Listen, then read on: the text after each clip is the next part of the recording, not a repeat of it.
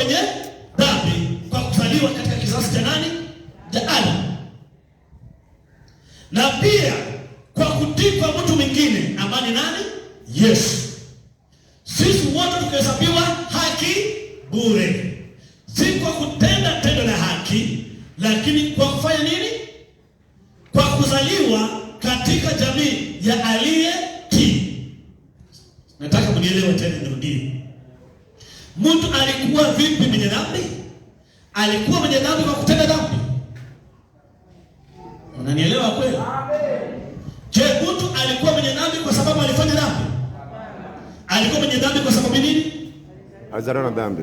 Alizaliwa katika asili ya Adamu ambaye hakutii. Na hivyo hivyo sisi kwa kutii kwa mtu mwingine ambaye ni nani? Yesu. Tunapozaliwa ndani ya Yesu pia tunahesabiwa haki kwa kufanya nini?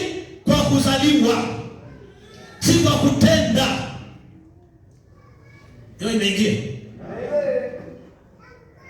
Haukuwi mwenye haki kwa sababu unatenda matendo ya haki. Unakuwa mwenye haki kwa sababu umezaliwa katika jamii ya mwenye haki. Nasoma Biblia, soma na wengine. Unajua nahubiri hivi kwa sababu najua injili nyingine huwa inahubiriwa. Amen. Haufanyiki kuwa mwenye haki kwa sababu unatenda matendo ya haki. Na mtu anauliza, sasa itawezekanaje kwamba wewe ni mwenye haki pasipo kutenda matendo ya haki? Jinsi vile Yesu alifanyika dhambi.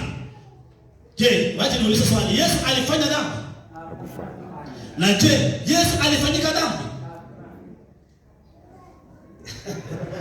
Ni masomo leo.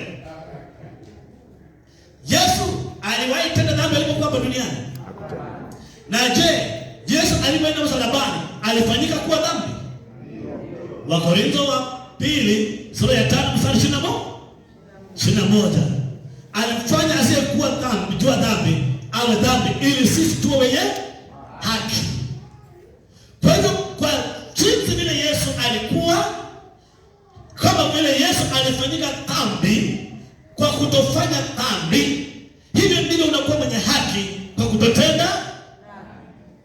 Hiyo imeingia kweli ndugu zangu kule nyuma? Vile Yesu alifanyika dhambi pasipo kutenda dhambi, hivyo ndivyo umefanyika kuwa mwenye haki pasipo kutenda haki. Kwa hivyo jambo la kwanza, unapookoka unaitwa mwenye haki wa Mungu. Sema mwenye haki wa Mungu. Mwenye haki wa Mungu. Unajua kuna haki aina mbili. Kuna haki ya ubinafsi na kuna haki ya Mungu. Haki ya ubinafsi inategemea matendo yako. Na haki ya ubinafsi ni kama matambara yanayonuka mbele. Biblia inasema